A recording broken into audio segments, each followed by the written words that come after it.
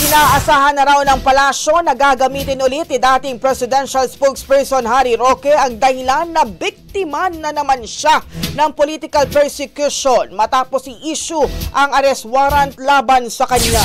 Sa Palace Press Briefing, sinabi ni Palace Press Officer Claire Castro na ito na raw ang inaasahang naratibo ni Roque.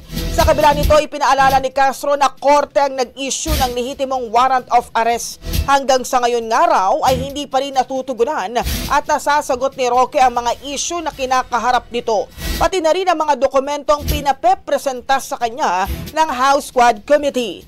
Ipauubaya naman na raw nila sa Department of Justice ang mga susunod na hakbang, kabilang ng posibleng pagdulog sa Interpol para mapauwi si Roque sa bansa. Samantalang muli pang binanggit ni Castro ang umunay pending land grabbing case laban kay Roque sa Bataan. Ang reklamong grave misconduct ay inihain ng ilang magsasaka sa Office of the Ombudsman noong 2023. Hinggil ito sa lupain sa Bataan na di umunay pagmamay-ari ng isang kumpanya kung saan party-owned di umano ito ng asawa ni Roque.